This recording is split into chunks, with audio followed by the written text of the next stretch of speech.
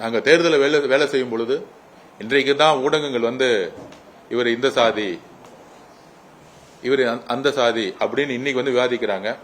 ஆனால் தமிழக வெற்றி கழகத்தை பொறுத்தவரை வேட்பாளர்களை நாம் நியமிக்கும் போதும் சரி, தேர்தல் பிரச்சாரங்களை பார்க்கும் போதும் சரி, ஊடக நண்பர்களுக்கு தெரியும், மக்களுக்கு தெரியும், மக்கள் சாதியின் அடிப்படையில் ஓட்டு போடவில்லை. எதிர்கட்சிகள் தவறா பிரச்சாரம் பண்றாங்க, இந்து அறநிலைத்துறையில் இந்த கம்யூனிட்டியிலிருந்து போட்டிருக்காங்கன்னு.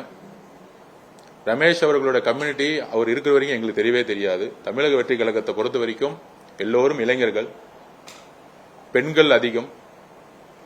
சாதியின் உணவின் அடிப்படையில் எப்பொழுதும் தேர்தலை எதிர்கொண்டது கிடையாது. அப்படி இருக்கும் பொழுது எல்லா துறையிலும் தமிழக வெற்றி கழகத்தில் ஒரு வருஷத்துக்கு முன்னாடி பார்த்திருப்பீங்க, 3 வருஷத்துக்கு முன்னாடி பார்த்திருப்பீங்க, எதிர்கட்சிகள் தமிழக வெற்றி கழகம் வெற்றி பெறவே பெறாது, எங்கள் தலைவர் முதலமைச்சர் ராமமாட்டான் அண்டர்எஸ்டிமேட் பண்ணியிருந்தாங்க. ஆனால் நாங்கள் இளைஞர்கள் எல்லோரும் கடுமையாக உழைத்தோம். தேர்தல் அரசியலில், கட்சியிலுடைய பிரச்சாரத்தில் அப்படி யார் யாரெல்லாம் உழைத்தாங்களோ, இன்னும் உழைத்தவர்கள் லட்சக்கணக்கான பேர் இருக்காங்க.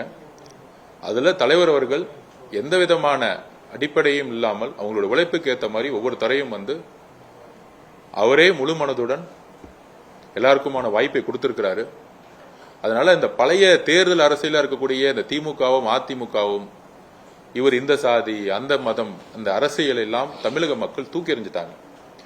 ஒவ்வொரு முடிவும் மதசார்பற்ற கொள்கையிலும் சமூக நீதியின் அடிப்படையிலும் ஒவ்வொரு அமைச்சரும், ஒவ்வொரு நிர்வாகியும், காவல்துறை நிர்வாகிகளும், IAS ஆபீசரும் நேர்மையான முடிவெடுக்கணும்னு முதலமைச்சர் வலியுறுத்தியிருக்காரு. இந்த அரசு அந்த மாதிரி முடிவை தான் எடுக்கும். திருப்பியும் பதிவு பண்றோம், இந்த அரசு பெரியார் அவர்களுடைய கொள்கையிலும், அறிஞர் அண்ணா அவருடைய கொள்கையிலும், புரட்சியாளர் அம்பேத்கர் அவருடைய கொள்கையில் தான் வழி நடக்கும். பிளே ஸ்டோர் மற்றும் ஆப் ஸ்டோரில் இருந்து பாலிமர் செயலியை QR கோடு மூலம் பதிவிறக்கம் செய்யுங்கள். செய்திகளை உடனுக்குடன் பெறுங்கள்.